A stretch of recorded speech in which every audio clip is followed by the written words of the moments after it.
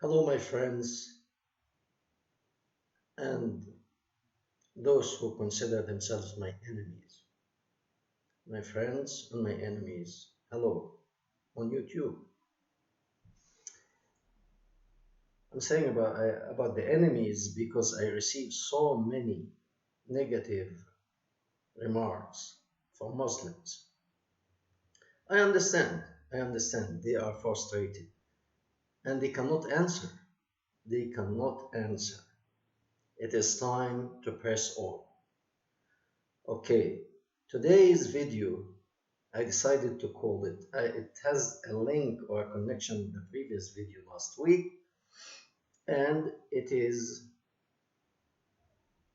in order to defeat Islam, we must be brave again.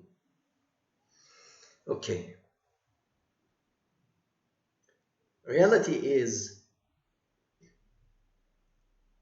Islam, if nobody stands against it, it is own nature. They have to perform something called jihad. Jihad is Muslims are charged by the religious Islamic ideology that Muhammad left for them, and they go out. In the beginning, when Muhammad started in the 7th century, it started in Arabia. He formed his army and he started to send them out to pioneer the invasion. So in the beginning, actually, he started with attacking the small towns and villages nearby. He gathered their wealth. He Many people at this time, all the bandit in nearby towns and cities, they thought this is a good business. You go out, you fight, you win, you take women, and you take the wealth of the people that you invaded. Easy money. Okay, so he did that. He done that in the towns nearby, but then his army became a really strong army. So they started to spread east and west, north and south, all over. By force, they went to North Africa, they went to Egypt, North Africa, all the way to Morocco, and then they crossed the Mediterranean Sea to Spain. Uninvited, they went many places. With the sword, they conquer, gather the wealth, they send concubines, they take the women, they send them to Saudi Arabia.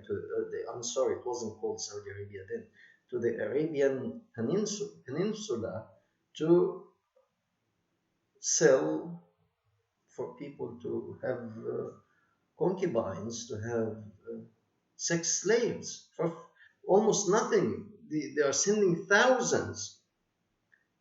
So you go to the market, buy 10, 15 women, and enjoy sex. Okay? And it's all according to Allah's will. So you can have as many as you want. You can marry only 4, but you can have as many concubines as you want. If you are very, very wealthy, you can have 1,000, 2,000, 10,000.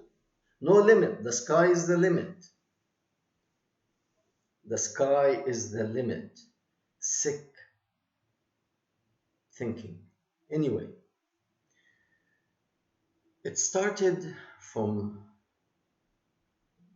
hell or the Arabian Peninsula and spread into North Africa, to Spain, and the ultimate goal is to take over Rome. They wanted to take over Rome. Rome was at stake at this point. The free world was at stake at this time. This when the Pope formed an army, the Crusaders. What was their mission? Their mission was not to invade. Their mission was not to take uh, the Arab women as sex slaves.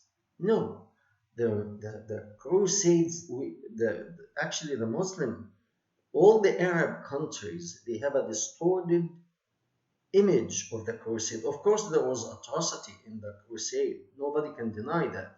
But the initial idea, the intention of the crusade was to push back these barbarians that they are coming, killing the men, taking the women as sex slaves, and the wealth, and transport it back to their countries. Okay? So that was the mission of the crusade, is to push back these barbarians. Did they succeed? Yes. Was there atrocity done? Yes. It's a war. But you don't hear an army uh, push them out of Spain, and they killed the men and they kept the women as sex slaves in Spain. No. They pushed the soldiers back. They pushed them back. Get back. Okay? Yes, I know Richard, the Lion's Heart. He, I can't remember the exact number, but I think it was about 3,000 prisoners of war. He captured 3,000 Muslim soldiers as prisoners of war, and he really didn't know what to do with them. And he kept them for a while. And at the end, he decided the best way to teach Salah ad-Din a lesson. He came near the army of Salah ad-Din, near Salah ad-Din, and he built a stage. And he had all these soldiers stand on the stage, chop their heads off one by one. Okay? That's the atrocity, but that was a military tactic. People do that to put fear in the enemy's heart. The Muslim soldiers, they were peeing in their pants and their morale went down. And I know the Muslim, they believe that Salah ad-Din, he conquered and he did it. No. It was Richard the Lionheart who decided to return to Europe because he thought to actually take over Jerusalem and maintain it, it's near impossible. So he decided to return, but he made his mark. He taught the Muslim a lesson. Do not mess with us. That was very, very from Richard the Lion's Heart. And today we are in a very same situation. We are at a crossroad. And what we are in here now is Muslims are invading in, if they cannot invade by force, they are infiltrating, okay, sending these sleeping cells into New Zealand, Australia, United States, Canada, Europe, all over to give the message of Islam. And for your information, there are two messages of Islam. Muslim, when they speak with two tongues, two faces, at least, if not three sometimes. So, for example, the Mufti of Egypt, the Mufti, the top man, when he went to Germany, he would speak with a certain tone of voice and certain words. And when he go back to Egypt, he would say 180-degree opposite. So when he went to Germany, he would say, Islam is a religion of peace. Islam is a religion of forgiveness.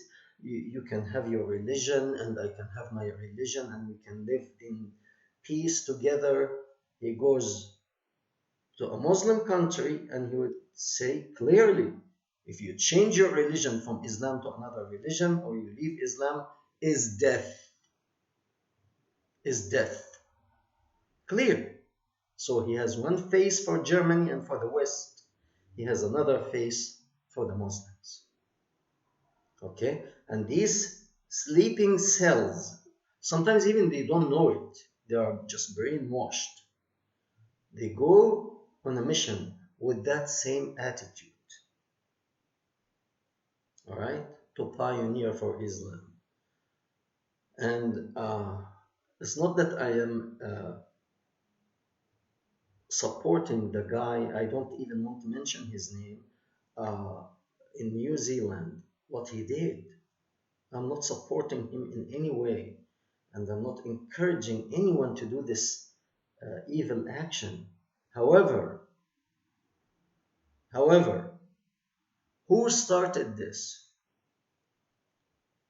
Who goes to the market and put bombs around his body and explode in the middle of innocent women and children?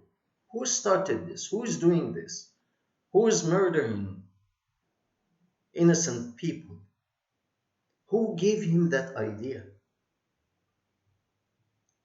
By the way, this guy, he is not Muslim, he's not Christian, he's not Jewish, he has no affiliation with any religion. None. He's just sick of what he can see, of what he sees happening from the Muslim and the double faces, and he felt I have to do something. And I'm hoping that will not be repeated again, but I honestly don't think this will be the last time. And this because our politicians, none of them has the courage to stand up and do what Richard the Lionheart did. Take a stand to stop this cancer, huh? To stop that Islamic cancer, I call it cancer, from spreading. Somebody has to stand strong. One of the leaders. Please. It has to be done sooner than later, because the more we wait, the atrocity will be worse. Okay? So to defeat this cancer, and all these head of states, they know it's a cancer.